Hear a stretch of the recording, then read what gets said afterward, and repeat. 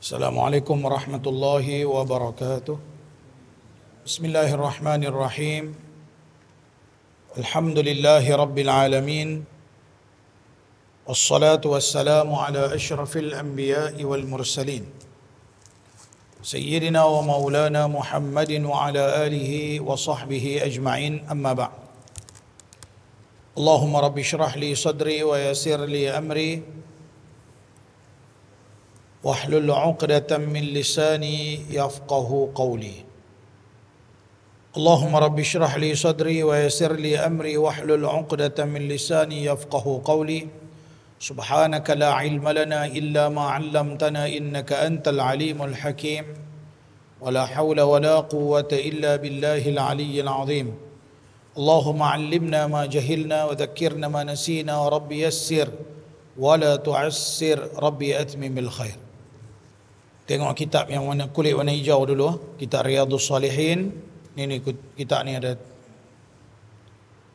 Babu karahati tafdilil walidi ba'di auladihi ala ba'din fil hibati. Bab makruh memberi keutamaan anak tertentu melebihi anak-anak lain dalam hal memberikan sesuatu pemberian. Kata Imam Nawawi rahimahullahu ta'ala, berkembangnya umat manusia di dunia ini adalah melalui perkahwinan antara lelaki dengan perempuan. Dari itu setiap anak yang dilahirkan oleh satu pasangan itu merupakan amanah daripada Allah Subhanahu wa ta'ala kepada mereka. Dengan sebab itu juga adalah wajib ke atas ibu dan bapa memberikan kasih sayang, memberikan harta benda dan lainnya secara adil kepada semua anak mereka, sama ada lelaki atau perempuan, selagi tidak bercanggah dengan hukum syarak. Yang ini bagi masa hidup nama dia hibah. Adapun mati, bagi selepas daripada mati, itu beri sebagai harta faraid. Maka tak sama. Atas dunia bagi, kita boleh bagi sama rata. Tetapi apabila dah mati, maka harta faraid dia tak jadi sama dah. Anak laki dapat 2/3, anak laki dapat, anak perempuan dapat 1/3.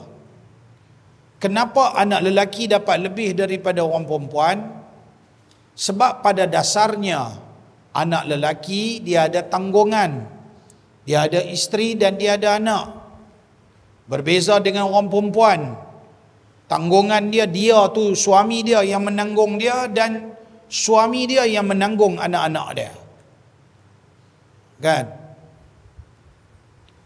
Jadi pada asasnya manusia ni dikira bila dia perempuan, maka dia banyak tanggungjawab. Lelaki dia banyak tanggungjawab.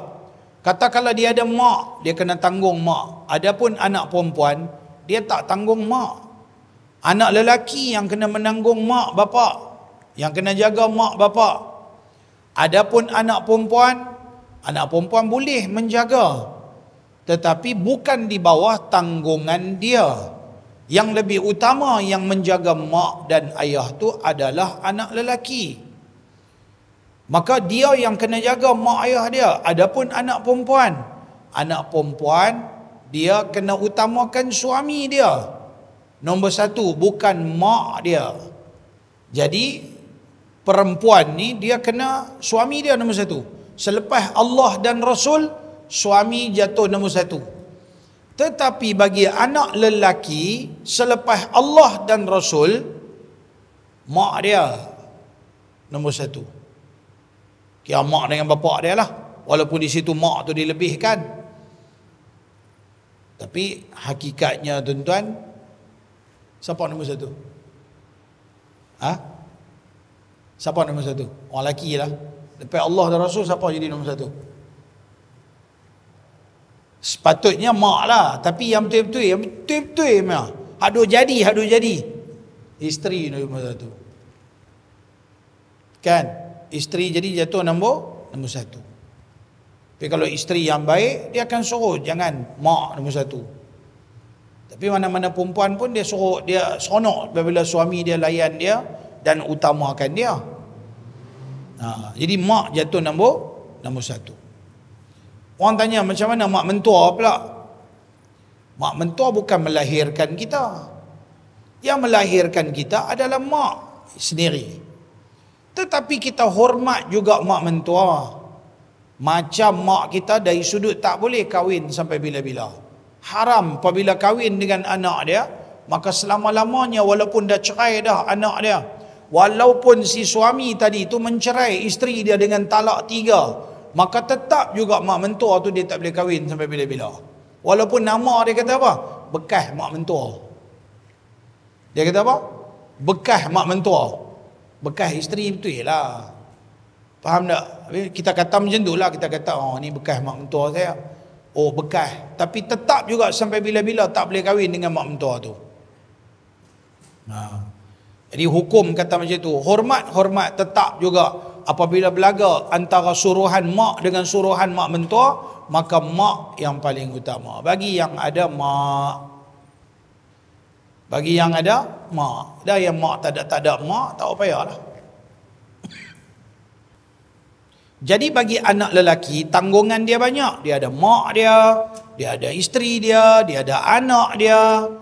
Jadi dia punya tanggungan banyak. Berbeza dengan perempuan, tanggungan dia tak banyak. Kalau dia tak kahwin sekalipun, tetap juga mak dia bukan di bawah tanggungan dia. Dia nak jaga silakan, tapi bukan tanggungan dia. Anak lelaki yang kena jaga, diutamakan anak lelaki. Maka Islam melihat dari sudut tanggungan lelaki lebih banyak daripada tanggungan perempuan, maka harta peninggalan dia panggil harta warathah, harta peninggalan yang difaraidkan, anak lelaki dapat lebih daripada anak perempuan. Dari sudut tu, adapun masa hidup atas dunia disuruh supaya tidak dilebih-lebihkan mana-mana anak, bagilah pakat-pakat dapat belakang. Kadang-kadang orang ni dia tak faham. Dia rasa macam bagi itu kena bagi sama rata baru dinamakan sebagai adil. Islam melihat bagi bukan melihat kepada sama rata. Islam melihat bagi melihat kepada keperluan. Kalau kawan ni ada anak ramai, maka mak dia bagi lebih, tak salah. Kalau kawan ni bagi sikit sebab anak dia kurang, tak salah.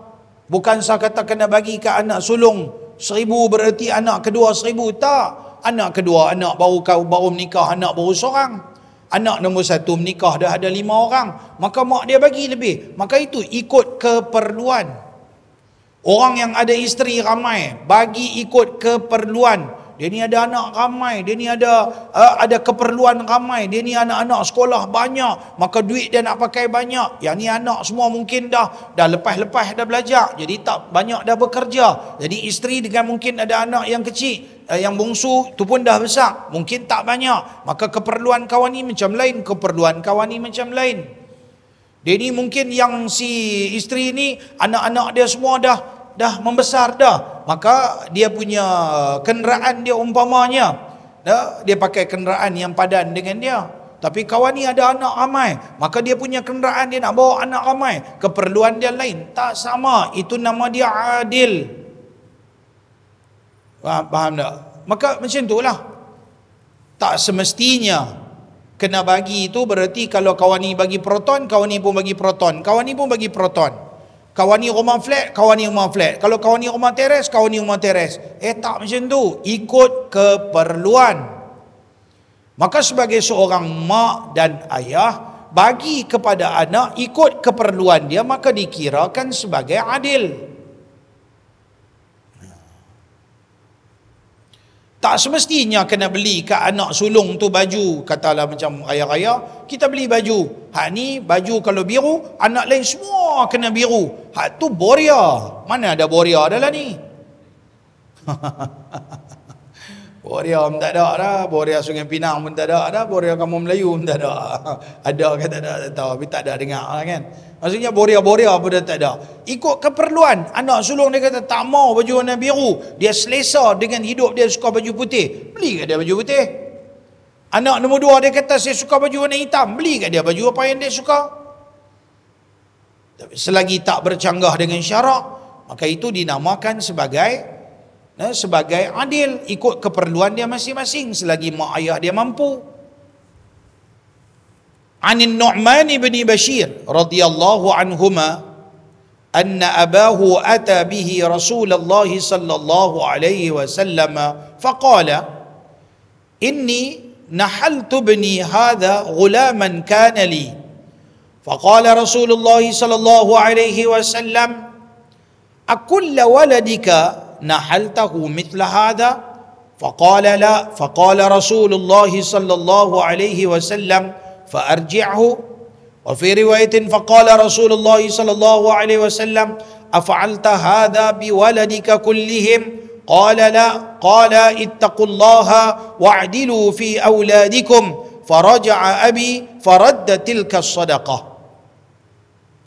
وفي رواية فقال رسول الله صلى الله عليه وسلم يا بشير ألك ولد سوى هذا قال نعم قال أكلهم وهبت له مثل هذا قال لا فقال فلا تشهدني إذن فإني لا أشهد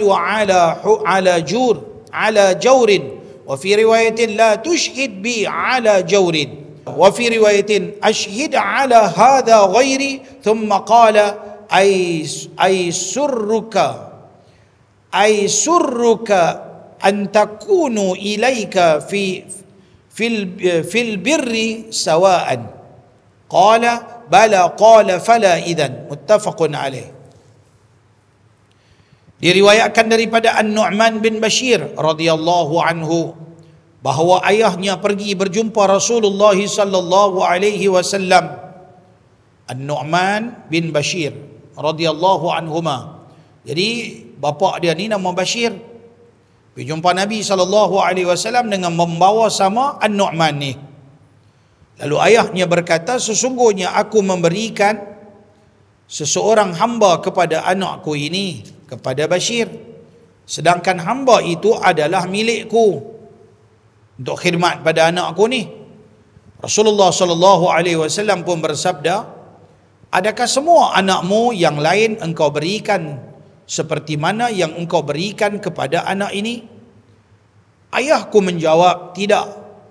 Kemudian Rasulullah sallallahu alaihi wasallam bersabda lagi, kalau begitu keadaannya hendaklah kamu menarik balik perkara ini. Bagi dengan mata-mata kerana sayang lebih ke anak tu. Sayang lebih kepada anak tersebut. Bukan kerana keperluan. Dalam riwayat yang lain disebut oleh Rasulullah sallallahu alaihi wasallam, baginda bersabda, adakah engkau berbuat sedemikian juga kepada semua anakmu?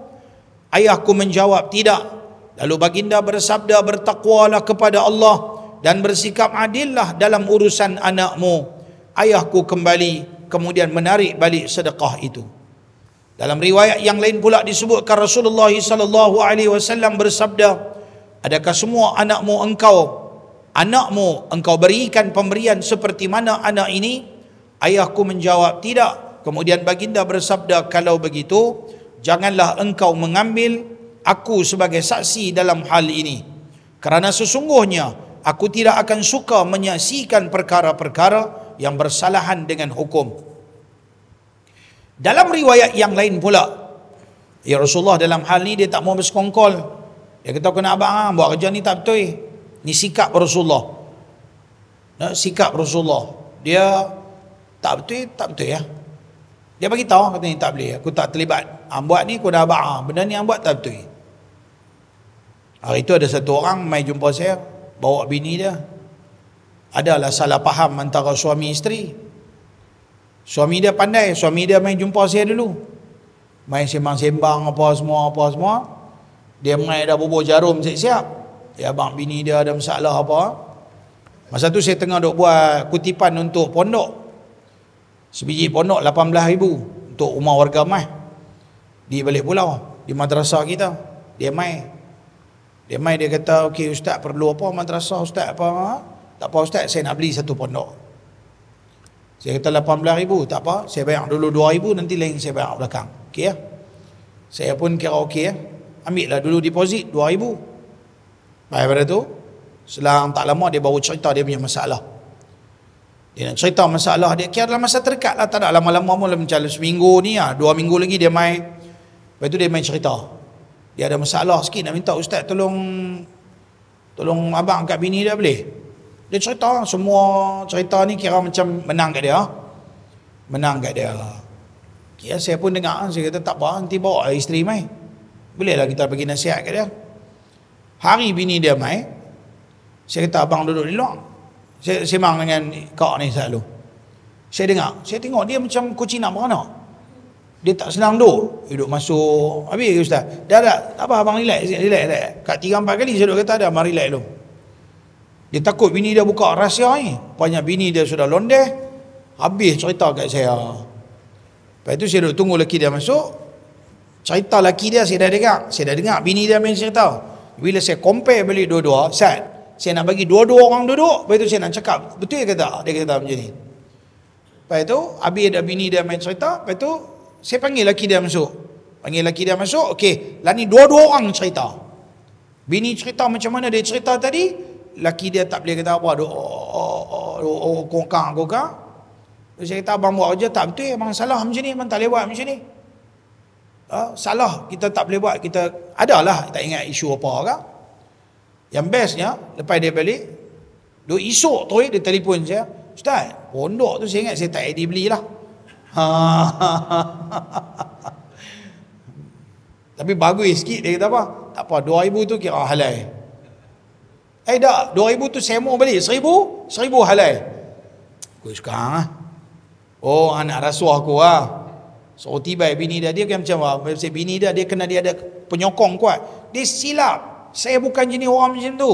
Kalau tak betul, saya kata tak betul ya. Apa akak bayar 2,000, anak suruh tutup mulut. Tak padan kot. Bagi ya 2 juta apa. Bagi 2,000 suruh tutup mulut. Mana boleh, tak cukup. 2 juta pun kita takkan tutup. Pasal benda kebenaran, cerita betul ya.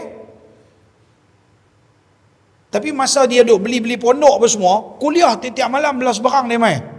Dia duk seberang. Agak masjid dekat-dekat tu semua dia main. Lepas dia kena tu, tak main terus.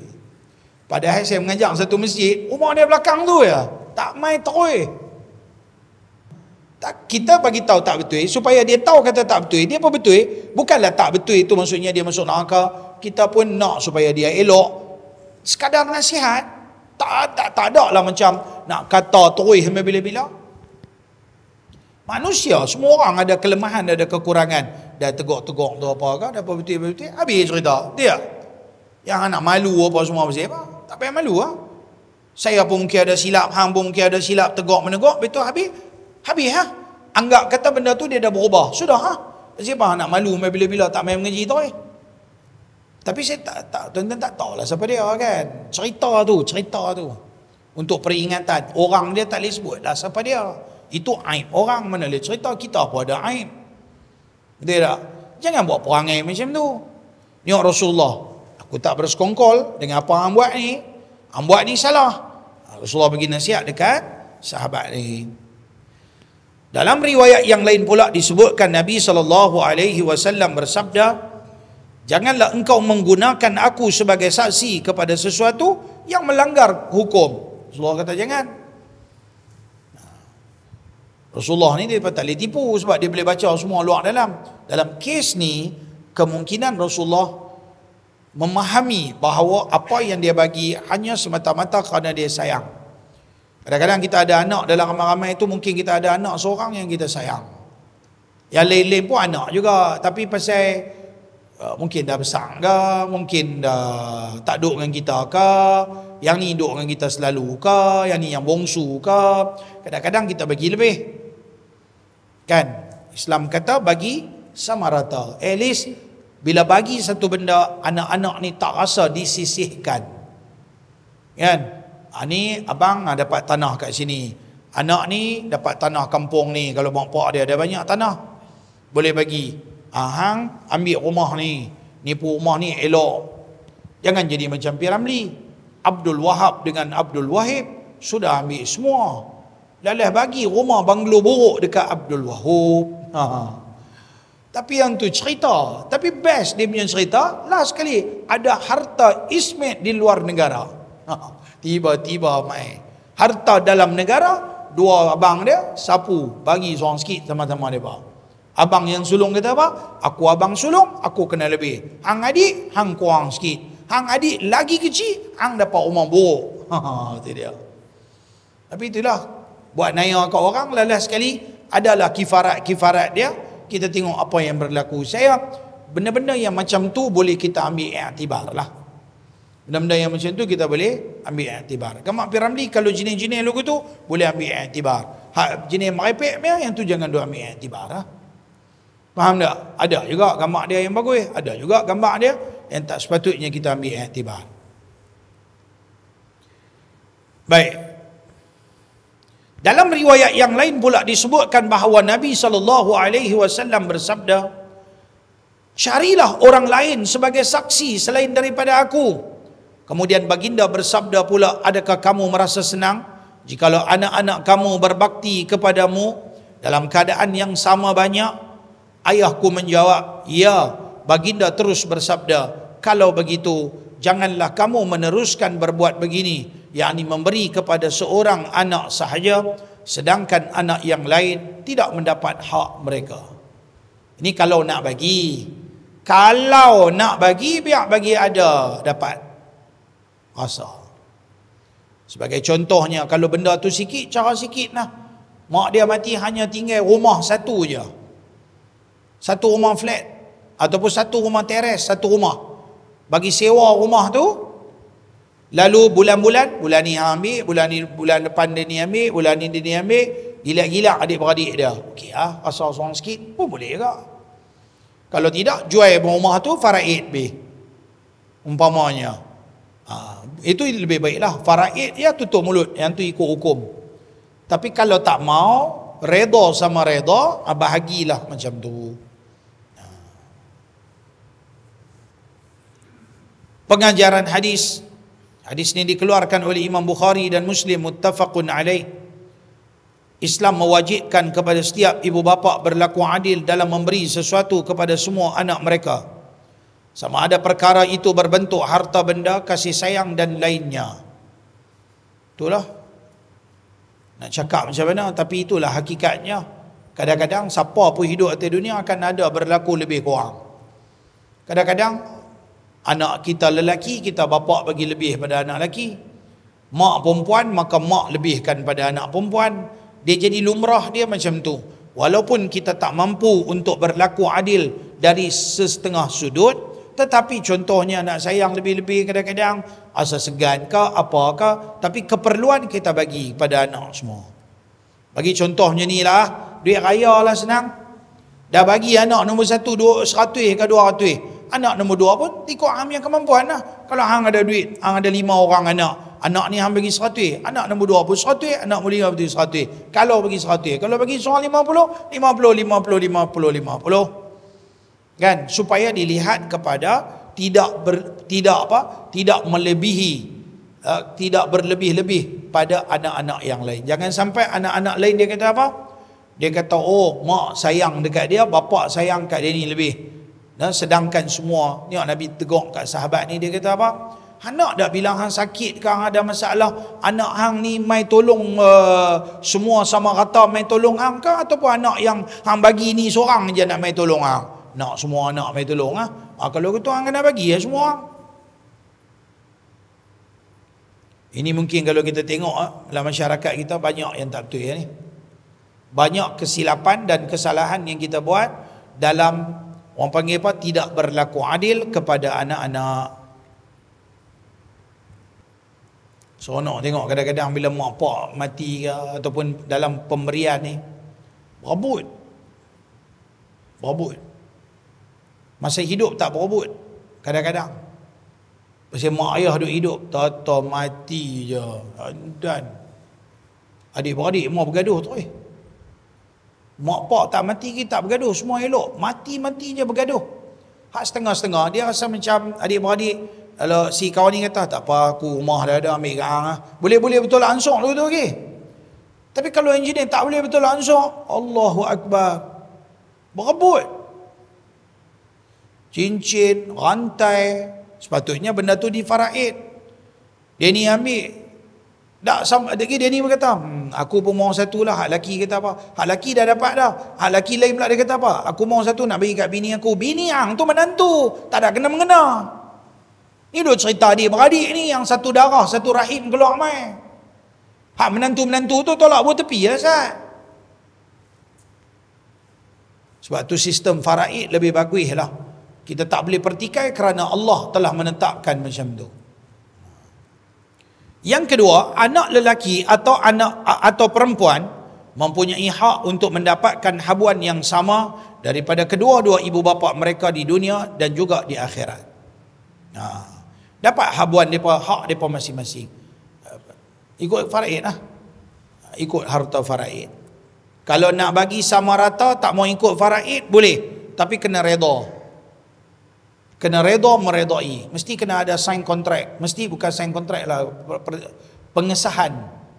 Buat pengesahan. Kami redha sama redha. Buat satu surat. Tanda tangan. Jangan main tanda tangan. Jangan mulut saja. Benda mulut dia tak jadi. Dia tak official. Jadi apa-apa esok lepas mak dia mati, anak pula main tuntut bahagian mak. Kadang-kadang Tok dengan Tok Wan dah mati. Anak ni, si anak ni level Tok Wan depa dah mati. Lepas tu level anak, depa ni semua macam tak kalut sangat tau. Hang ambil tang tu, hang ambil tang ni, pakai main mulut dia. Lepas tu benda tu tak ditentukan dia punya jumlah dia, nilai dia dan sebagainya. My level cucu dia tak faham. Dia mau. Benda tu kita tak settle level anak, my level cucu, memang masalah. Banyak tanah-tanah mana-mana semua duk jadi macam tu. Tanah harta pusaka. Tuan-tuan boleh buat. Ni jumpa Maman. Berapa Maman? Hebah wasiat berapa? 400. Seumur hidup sekali. Sekali lah. RM400. Surat yang dibuat oleh syarikat. Nama apa? Hans Legacy nama dia. Yang ni satu syarikat dalam Malaysia. Ada lagi 2-3 syarikat. Apa nama? 2-3 lagi syarikat. As-Salihin, Hans Legacy, My Pusaka lagi. Satu lagi Trust apa? Apa nama? Ada 2 iklan kat signboard, billboard. Ada 2-3 syarikat. Depa ni mendapat kebenaran daripada pihak berwajib, kita katakan bank negara ke apa ke, depa ni dapat dia punya kebenaran untuk depa buat mengeluarkan surat wasiat, surat hebah, surat-surat ni semua yang berkaitan. Hebah dah Aman? Hebah, wasiat lagi, surat amanah. Hebah masa hidup. Hebah masa hidup nak bagi ke anak mana? Jangan esok anak lain main tuntut. Tuan-tuan buat sekali ya, 400 ya. Sekali buat ya. Surat tu boleh bawa pergi mahkamah. Buktikan. Ni tanda tangan ni semua ni bukan tanda tipu punya, ranjau punya. Yang ni betul punya. Ini betul-betul punya. Bukan cobaan. Bopi, siapa pun tak boleh kata apa. Telah dipersetujui surat. Dia dalam Islam dia tak pakai surat ambil siapa pun boleh tanda tangan. Surat yang tidak resmi. Ini surat ni resmi. Maka lepas tu tak ada nak bergaduh-bergaduh semua, tak ada. Baru ni saya handle satu masalah. Simpan harta sikit, adik-beradik mula goyang sikit. Dia ni nak ambil lebih sikit, dia ni macam tu, dia ni macam ni, mula nak bagi sama rata. Lepas tu di kalangan yang anak ni, macam manakah dalam mereka duk kira nak bagi sama rata? Ada yang tak setuju. Bila ada yang tak setuju, dia kata tak boleh lah, kami anak lelaki dapat lebih, mana boleh. Dia pandai, pasal dia pergi belajar sekolah agama, dia tahu kata lelaki dapat lebih, dia tak mau, setuju. Setuju sama-sama tak mau. Aku mau faraid. Dalam duk betul-betul, pak kata jumpa tengok dalam lemari pak dia dah buat dah. Faraid serahkan pada lawyer. Untuk lawyer, dan dalam surat lawyer tu bagi tahu kata tolong faraid harta selepas dia mati. Maka ambil surat tu, lala buat faraid, tutup mulut barang ni, selesai. Senang, tak gaduh-gaduh bergaduh adik-beradik. Dan yang lelaki dapat lebih lah pada yang perempuan. Tak apalah. Bagi pun adik-beradik kita. Kan? Kalau dapat pun adik-beradik kita. Suka tak suka adik-beradik kita. Darah daging. Happy lah. Rezeki masing-masing. Rezeki masing-masing. Dia bukan apa, kadang-kadang ada cucuk ni. Cucuk tu leceh. Si anak tu okey, adik-beradik dia. Laki dia kan bini dia ni cucuk. Apa abang? Abang jadi anak laki, abang dayus lah, abang orang penakut lah, abang minta lah lebih sikit. Mak bini tak mengaji agama. Kadang-kadang mengaji agama tapi kena hasutan syaitan. Tak penting dah adik-beradik. Lagi lalai apa duk penting pasal duit. Duit 4-50 ribu sat ya. Satu hari pun boleh habis 4-50 ribu. Sat ya boleh habis.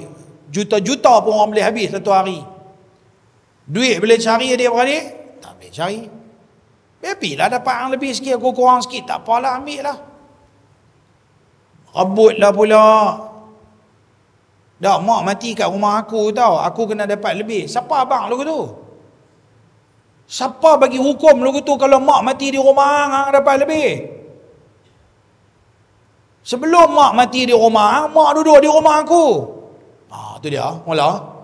Sekali dia ni pula kata apa? Dah sebelum hang duduk rumah aku. Sudah. Lepas tu dia duduk beratok. Semua orang ada alasan. Faham tak? Semua orang ada alasan. Jadi lain kali bergaduh adik-beradik. Mai pula anak cucu pula tak faham jenis depa pun tak berkawan dengan adik-beradik lain. Alalah mai duk cucuk. Alamak, jadi panjang cerita. Lain kali putus adik-beradik. Inilah duk bergaduh, inilah duk jadi dalam masyarakat kita. Lain kali tak selesai masalah. Tak betul ya saya cakap ya? Sebiji duk jadi. Tuan-tuan percaya kan tak percaya, inilah duk berjadi. Piramli pun dah buat. Sampai bila-bila memang macam inilah hidup manusia. Tak boleh lari. Pasal duit orang sanggup lebih besar lagi duit daripada adik-beradik, daripada apa? Hukum ke dan sebagainya tak fikir.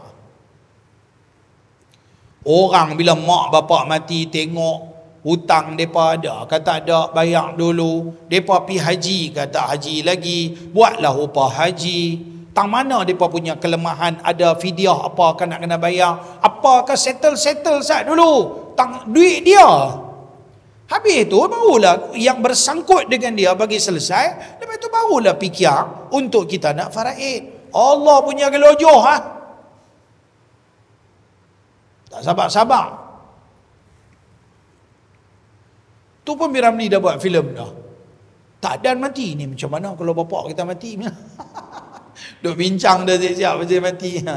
Dia. Allahu Akbar. Pasal peti ais pun bergaduh. Pasal washing machine pun bergaduh. Dah hantar dah ni washing machine mak pergi beli dengan aku tahu tak? Oh kalau mak pergi beli dengan hang, kira washing machine tu hang punya.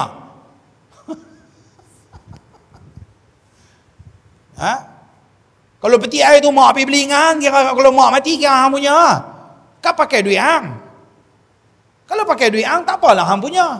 Tapi kalau hang dah bagi kat mak, bererti benda tu harta mak, dah termasuk dalam harta faraid. Dan bila mak mati, bapak mati, ungkit balik. Dah, yang ni aku yang buat, yang ni aku yang bagi. Kadang-kadang ada anak-anak, dia buat rumah tu untuk mak ayah. Dia buat duit daripada duit dia. Kalau hang dah bagi kepada mak, bererti benda tu kalau hang bagi, lepas tu kalau tak bagi, dia kena clear hitam putih. Mak, rumah ni rumah saya. Nah, saya nak buat untuk esok-esok anak-anak cucu. Tapi mak, tak apa mak. Lah ni mak ya duduk dulu. Selagi mak hidup, ni lah rumah mak duduk. Esok mak dah meninggal, cik nak ambil balik rumah ni, cik nak bagi ke anak cucu cik duduk. Settle. Orang semua clear. Rumah ni hang punya, bukan mak punya. Tapi bagi mak duduk. Benda tu hitam putih clear. Tapi bila dia kata dah ni untuk mak, kita buat untuk mak, mak punya, mak punya, mak punya, mak punya, pak, mak mati. Jadi siapa punya? Harta pusaka. Dah hang kata mak punya? Dah dulu hidup aku yang buat. Memanglah hang buat untuk mak, jadi mak punya. Maka benda tu jadi harta pusaka, faraid. Nombor 3. Islam menuntut kepada semua umatnya. Tuan-tuan main jumpa Baman main buat Pak Atui. Jangan lupa saya, Tuan Penasihat. 25 sen. Kan? Taklah tumpang dia duk buat, tuan-tuan pilih cari dia. Alah BP lah dia buat meniaga, dia kenalah sikit komisen untuk dia, apa masalah? Daripada ambil duk buat kat kapiak mana, kapi buatlah ke dia. Buatlah daripada nak pergi jumpa surat lawyer sana sini, duk ada celah ni pun. Siapa yang duduk sekitar bayar lepas ni, main jumpa dia. Assalamualaikum Maman, main nak buat wasiat sikit. Tulis apa yang nak kena isi, borang isi. Pak Atui ya, settle. Sampai bila-bila? Dia boleh tambah Maman. Boleh tambah. Maksudnya contoh dia macam lah ni, umur dia katalah umur dia 40. Dia dah isi borang apa semua, dia pun sajalah dia fikir bila-bila boleh mati. Tapi umur dia tak mati lagi 40 ni, katalah umur dia 60 baru mati. Umur dia macam 50, dia macam nak tajdid, nak tambah lagi dia punya harta dalam tu kan macam mana? Buat lain. Pak Atui lain pula. Oh, tu dia. Tapi dalam surat wasiat yang pertama dia buat, dia tulis jumlah ke dia tulis persen ikut faraid, ataupun dia tulis dalam surat wasiat. Saya tak tengok surat tu. Surat tu kata apa? Sekiranya dia mati, maka harta tu difaraidkan, macam tu. Dia buat macam tu lah. Tak ada tulis lah apa-apa tu. Kira cuma dia tulis masa dia duk ada tu, harta apa yang dia ada. Apa pesanan hasrat hati lagi? Dia nak wakaf ke, dia nak apa ke, dia tulis semua siap-siap. Tiba-tiba masa dia mati betul-betul esok ni, berlaku penambahan harta. Kan masih legal, boleh pakai yang ni lagi. Pakai yang tu saja. Pakai umum daripada situ juga. Boleh pakai sampai bila-bila. Oh, okey ya. Sekali buat ya. Tak kena bayar bulan-bulan lah. Confirm ni. Sekali bayar tu. Surat tu pakai sampai bila-bila. Tiba-tiba syarikat tu angkat bungkoi, surat tu masih lagi pakai. Jangan saja cerita kan. Tiba-tiba, tapi surat tu pasal dia lain pada cop syarikat tu, ada cop apa? Peguam Suruhjaya sumpah. Oh, jadi surat tu boleh pakai sampai bila-bila. Dah lah andaikan lah kan. Syarikat tu ada tangkap penasihat. Aduh, jam. Tak pasti ada surat cop Suruhjaya sumpah dengan lawyer tu, jadi boleh pakai bila-bila lah. Selamatlah penasihat. Tapi kena fikir, kena buat. Kalau jadi memang gabra. Mati-mati ni tengok mati yang ni tengok semua ni mai. Abang yang tak pernah apa? Tak pernah tegur masa hidup. Baru ni saya handle satu masalah. Macam tu ke? Abang dengan adik tak bercakap sekian lama. Abang dengan adik ni tak bercakap sekian lama. Adalah macam 3-4 beradik. Dalam 3-4 beradik ni, seorang abang ni tak bercakap dengan semua adik-beradik dia. Tiba-tiba mati salah seorang adik dia ni. Kira faraid dia dapat berapa puluh ribu kah? Kan? Main gagal duit belah balik. Allah, sir. Dia boleh buat dulu tu. Saya rasa kadang-kadang nak tanya macam nak. Gamak cakap dah duit dia ambil lah. Dia kira faraid. Hak aku ambil. Tapi cakap tak cakap ke? Dengan anak-anak dia tu, apa bini kawan tu, dia tak cakap. Main ambil duit balik. Allah. Kering-kering yang boleh buat lagu tu. Ada juga manusia boleh buat. At least macam mai lah baik-baik. Adik yang ham gaduh tu dah apa? Dah habis-habis dah, dia pun dah mati. Maaf bila. Anak-anak bini dia tegur. Dah. Tak cakap juga. Allah. Tak tahulah apa silap yang mereka bergaduh tu sampai itu tak tahu. Sehingga tak tahu, Allah alam, tak kenal kat kita kan. Tapi harap-harap jangan Allah uji macam tu lah. Bila uji macam tu leceh kat kita kan. Jadi penin. Yang ketiga, Islam menuntut kepada semua umatnya kembali menghayati semua ajaran Islam yang berasaskan Al-Quran dan juga hadis Rasulullah sallallahu alaihi wasallam. Jadi tajuk kita pada malam ni iaitulah di mana dah disuruh supaya berlaku adil kepada anak-anak. Jangan sampai anak-anak ada yang mengungkit bahawa dia tidak diberikan satu pemberian seperti anak-anak yang lain. Kan? Babu taharrumi ihdadil mar'ah ala mayyitin fawqa thalathati ayyamin illa ala zawjiha arba'ata ashhurin wa ashrah arba'ata ashhurin wa ashrati ayyamin. Bab haram berkabung, yakni meninggalkan berhias. Bahasa Melayu dia kata berkabung. Berkabung ni orang perempuan tu tak berhias, pakai biasa-biasa aja, tak ada merelip-merelap, mulut-mulut merah hama yang jenis nampak macam makeup nak melaram-melaram, tak ada. Memang Islam tak bagi pun. Tapi tak boleh dilihat nampak seperti mana buat perhiasan. Kan? Pakai pun dia suruh pakai yang agak color-color gelap-gelap sikit, yang tak ada lilap-lilap, yang tak ada bunga-bunga. Kan? Pakai baju jubah plain saja, kelabu ke, hitam ke, jenis-jenis macam tu. Jenis tak dilihat ceria, macam-macam color, nampak macam nak pergi kenuri, nak pergi makan-makan angin. Tak mau. Maka dia kena duduklah dalam rumah. Kalau dia bekerja, dia pergi kerja, dia balik, dia tak nak makan angin. Dalam tempoh 4 bulan 10 hari. Bab haram berkabung meninggalkan perhiasan bagi seorang perempuan kerana ada kematian melebihi 3 hari, melainkan yang meninggal dunia itu suaminya, wajib ia berkabung. Melainkan yang meninggal dunia itu suaminya, wajib ia berkabung 4 bulan 10 hari. Illa ala zawjiha arba'ata ashhurin wa ashrata ayyamin. Dia Islam suruh kita boleh berkabung di atas kematian seseorang 3 hari. Contoh macam pemimpin masyarakat mati 3 hari. Kita kata raja ke, maka rakyat negeri itu kena berkabung 3 hari. Okay? Adik-beradik kita terdekat, abang, adik, kakak mati 3 hari. Mak ayah mati, boleh 3 hari. Guru kita mati 3 hari.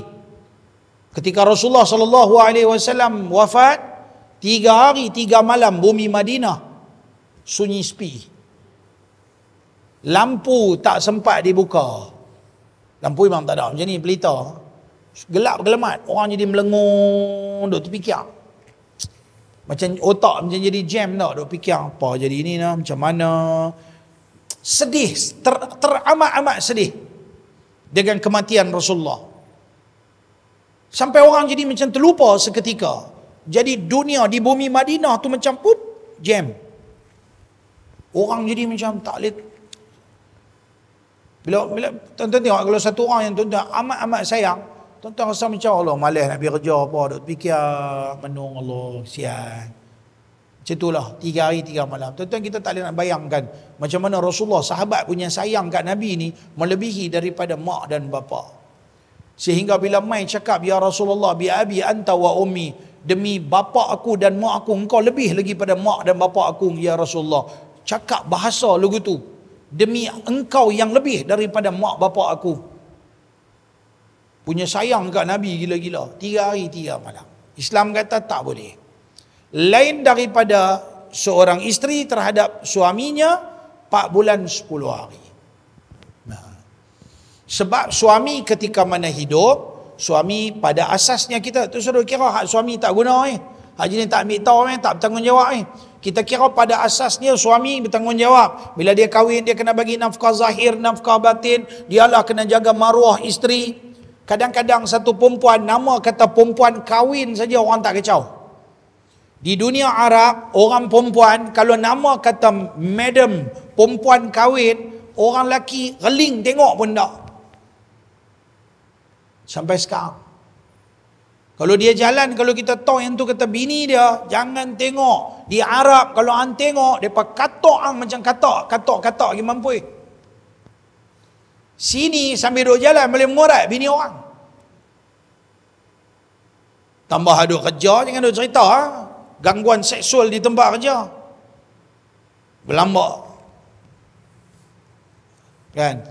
Jadi, budaya tu sampai ke sekarang. Satu perempuan ni apabila dia bergelar seorang isteri saja, maruah dia, kehormatan diri dia dijamin. Maka dia kena rasa suami bila hidup aku dapat banyak manfaat.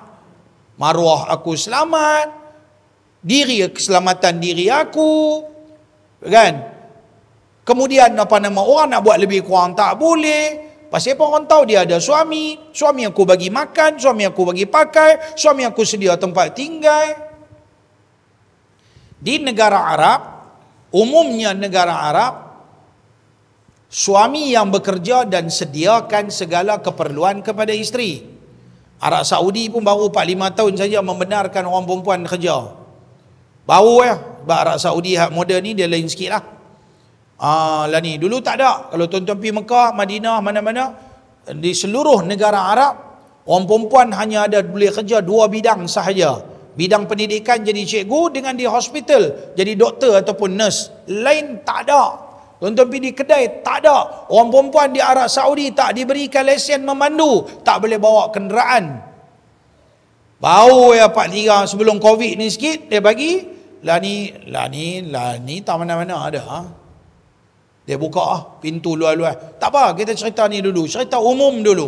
Orang perempuan baik berzaman dulu pun begitu. Baru dalam tak sampai dalam 50 tahun manusia mula hidup bebas. Sebelum tu zaman dulu-dulu perempuan semua duduk di rumah. Orang lelaki yang bekerja. Kalau perempuan pergi kerja, akan ada suami dia sekali pergi kebun ke, suami dia sekali bekerja pakat-pakat. Maka biasanya orang hidup, suamilah segala-galanya. Maka bila suami meninggal dunia, isteri kena tunjuk rasa sedih dan sayang dan hormati suami dia.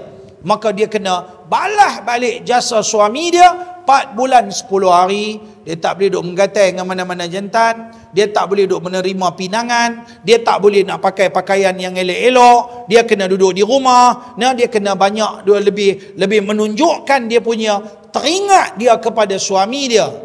Bukan dengan makna tak redha dengan keputusan Allah, tapi mengenangkan jasa suami dia 4 bulan 10 hari.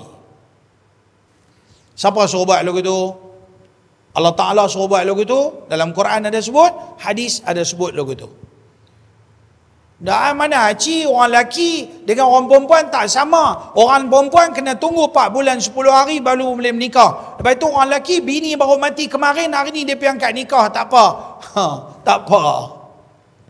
Siapa kata tak apa lagu tu? Allah kata tak apa.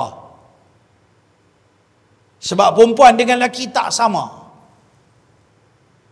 Kalau dia nak pun dia kena tunggu lepas 4 bulan 10 hari. Tetapi memandangkan lelaki, dia punya keperluan dia kepada isteri.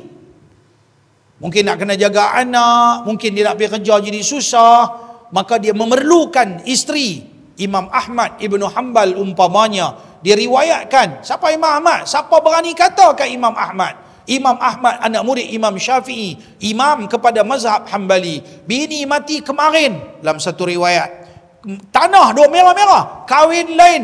Orang zaman lain nanti gosip lah. Tengok, tak dandan. Bini baru mati, kubur duk merah-merah duk ada. Dia pergi menikah lain pula. Kena Mami Jarum lagu ni pula dapat tahu. Habis dia pukul gendang habis. Dia kira apa imam ke tok guru ke apa ke. Dia pergi kat orang menikah, kalut apa? Tutup mulut dua sengak-sengak. Yang ni rumah tangga orang nak kahwin ke nak apa ke pergi kat orang. Dia mungkin ada keperluan, dia duk fikir dia nak kena buat, nak kena jaga anak, nak kena jaga dia, itu hak dia.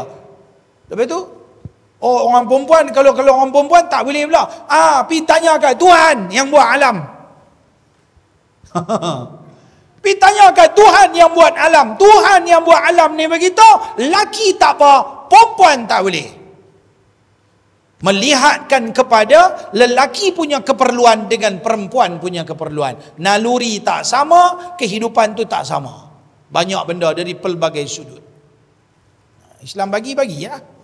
Semua nak protes. Perempuan, laki boleh menikah sampai 3-4. Perempuan tak boleh menikah sampai 3-4. Lagu mana tahu perempuan menikah 3-4?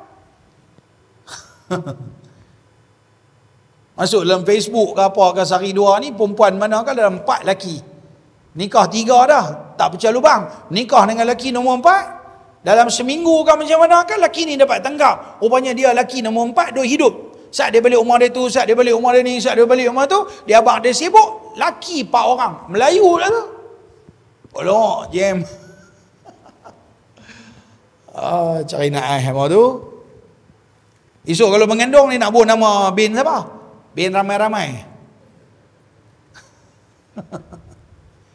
Islam menggalakkan seseorang hidup berumah tangga kerana ini merupakan sunnah Rasulullah sallallahu alaihi wasallam. Oleh yang demikian diharamkan kepada seseorang perempuan berkabung melebihi 3 hari, dan diharamkan kepada seorang perempuan, laki ke perempuan sama ya, lebih daripada 3 hari tak boleh,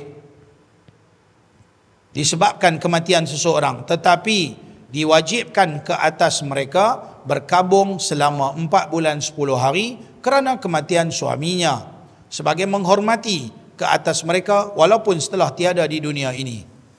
An Zainab binti Abi Salamah radhiyallahu anhuma qalat, dakhaltu ala ummi Habibah radhiyallahu anha zaujin Nabi sallallahu alaihi wasallam hina tuwfiya abuha Abu Sufyan ibnu Harb ورضي الله عنه فدعت بطيب فيه صفرة خلوف أو غيره فدهنت منه جارية ثم مست بعارضيها ثم قالت والله ما لي بالطيب من حاجة غير أني سمعت رسول الله صلى الله عليه وسلم يقول على المنبر لا يحل لامرأة تؤمن بالله واليوم الآخر أن تحد على ميت فوق 3 ليال إلا على زوج 4 أشهر و10.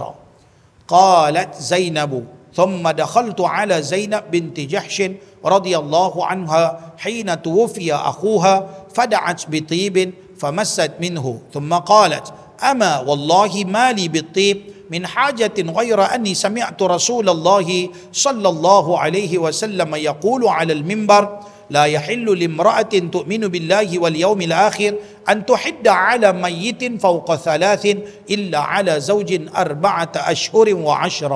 Hadis muttafaqun alaih. Daripada Zainab binti Abi Salamah, ini anak pada Abu Salamah, anak tiri Nabi. Dia ada bapa dia nama Abu Salamah. Dia kata aku masuk. Abu Salamah ni mati pada tahun yang ke-8 daripada hijrah.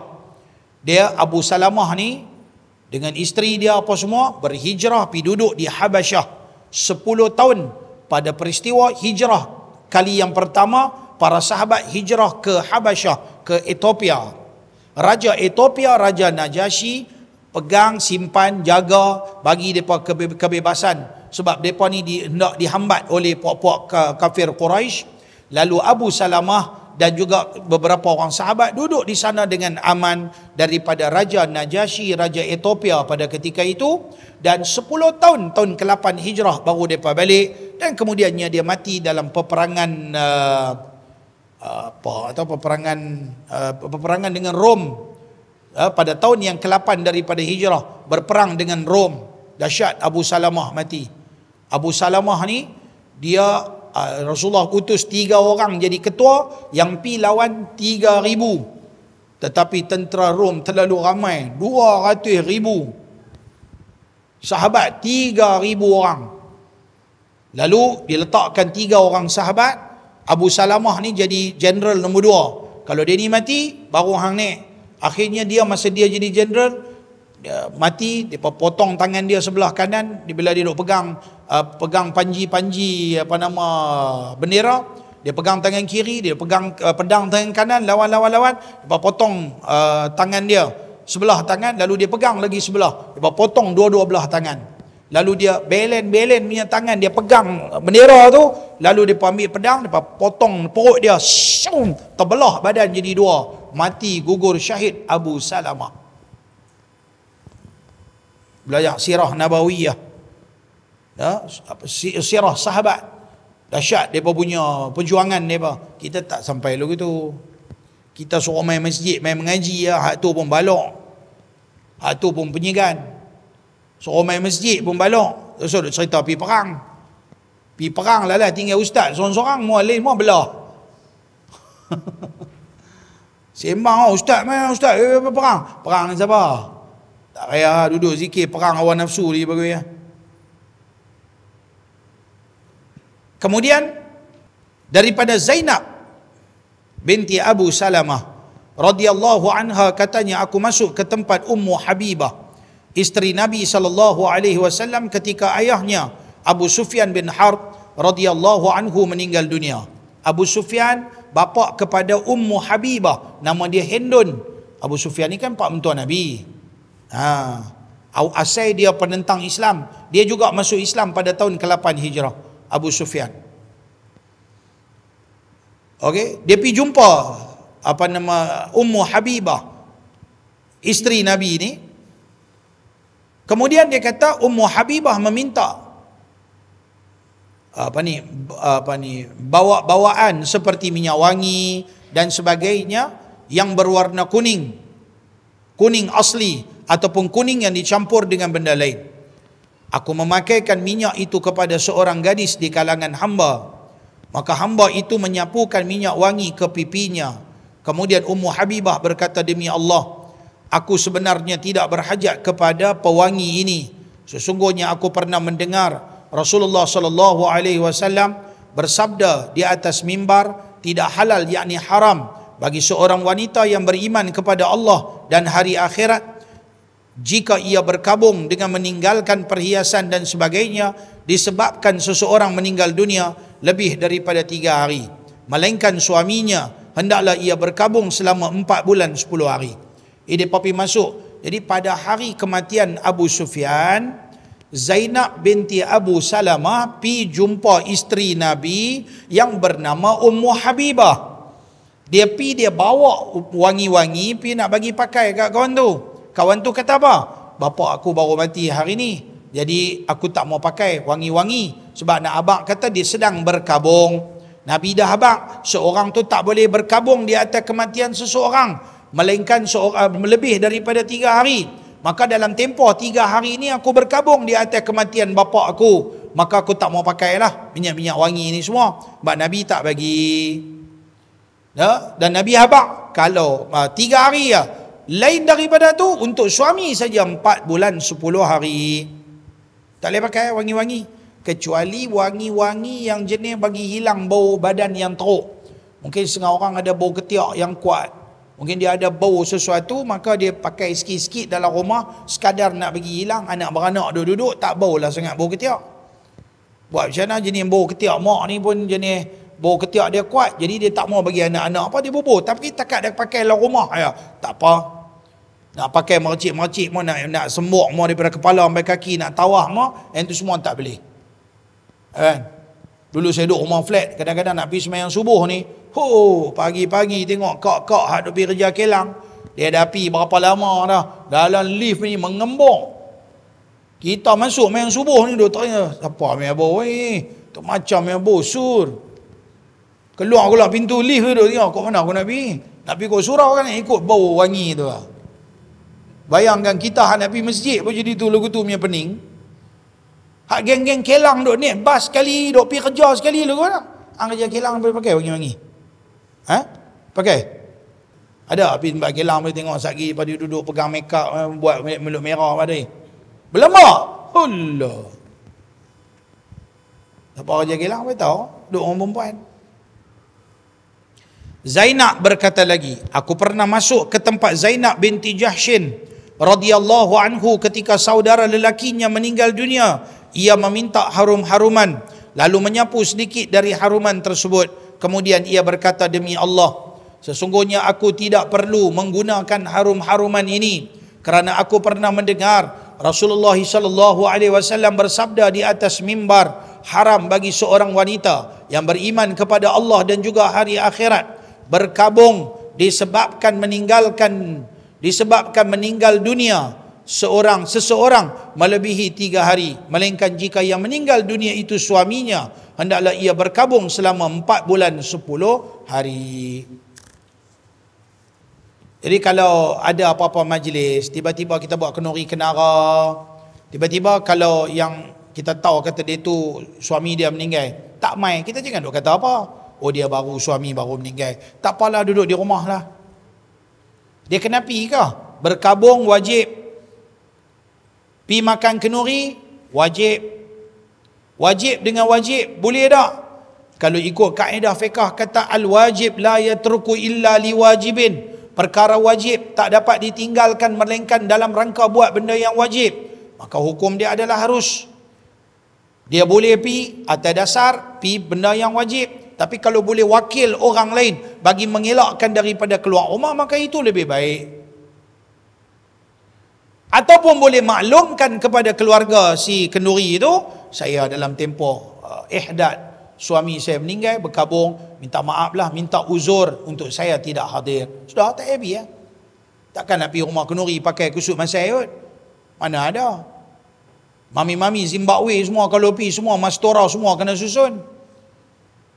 Dia semua nak kena bubuh, segala sangli-sangli semua nak kena bubuh. Nak kena pakai semua ketat-ketat, baju merelip-merelap semua. Semua nak tayang habis semua atas bawah hujung beranda. Oh, tu dia. Kan, lilap-lilap semua nak pergi ramai-ramai rombongan Cik Kia, tak payah. Duduk di rumah ya. Itu lebih baik.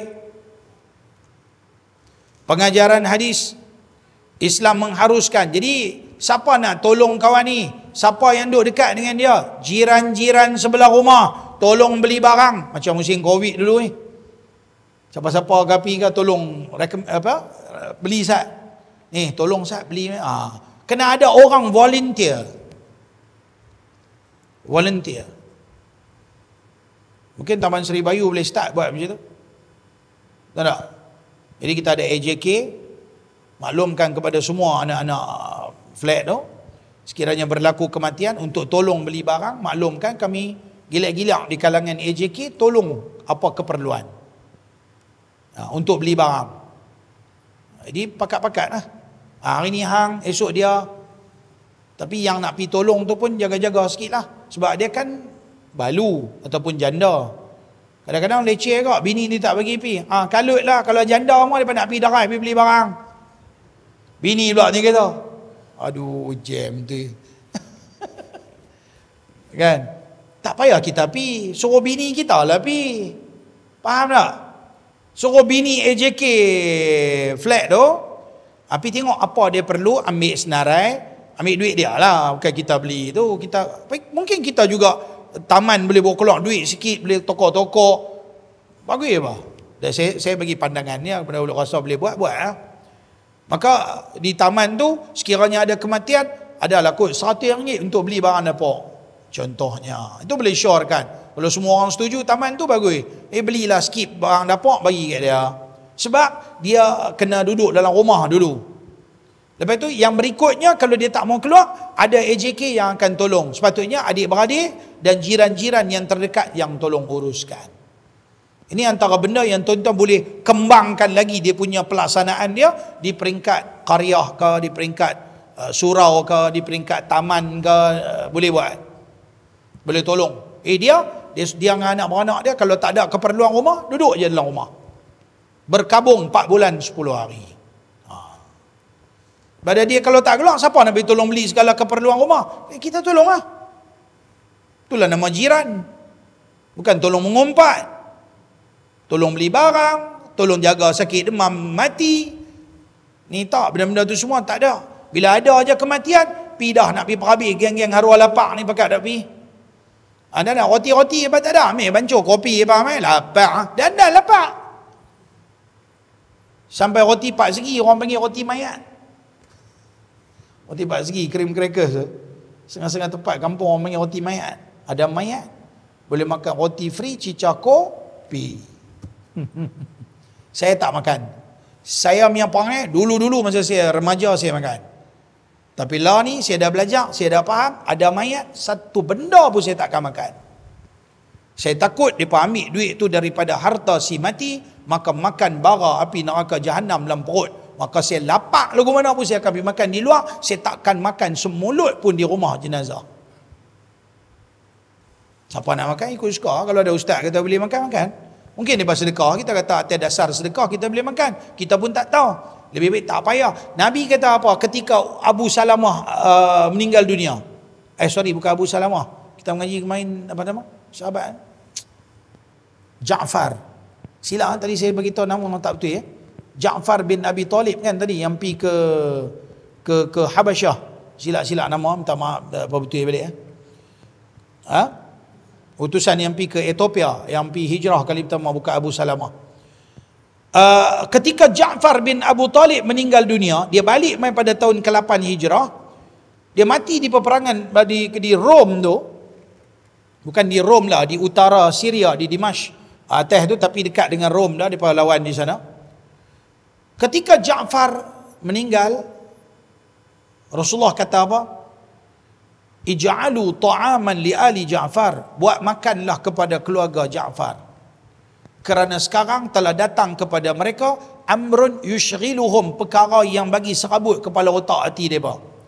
Sebab hari yang Rasulullah pergi ziarah isteri dan anak-anak Ja'far, anak-anak dengan bini pakai lawa-lawa, dia tunggu kot Ja'far balik. Ja'far ni abang pada Ali bin Abi Talib.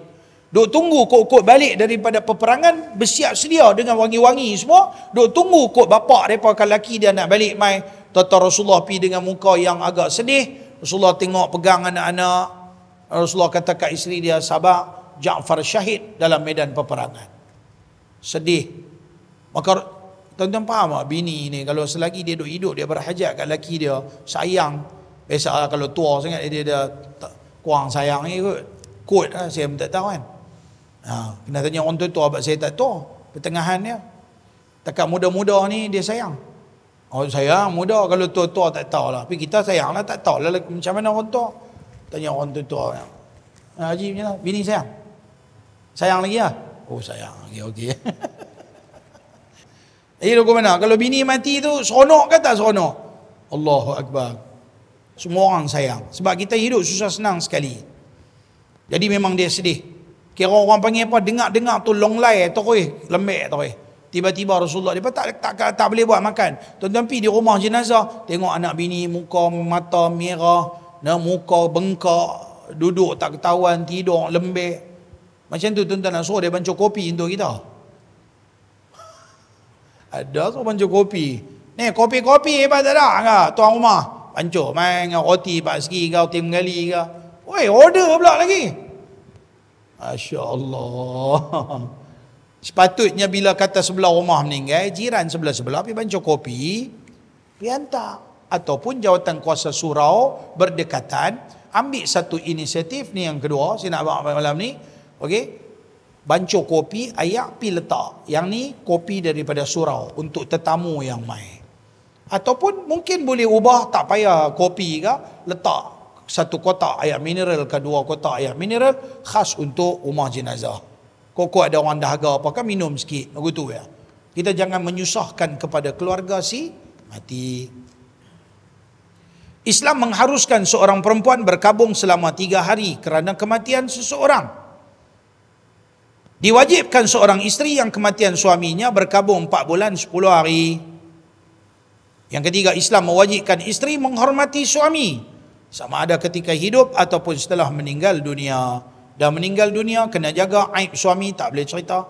Suami, isteri ke suami bercerai hidup ataupun bercerai mati, maka tidak dibenarkan menceritakan dia punya aib dia zaman dulu. Habis, tutup cerai habis lah.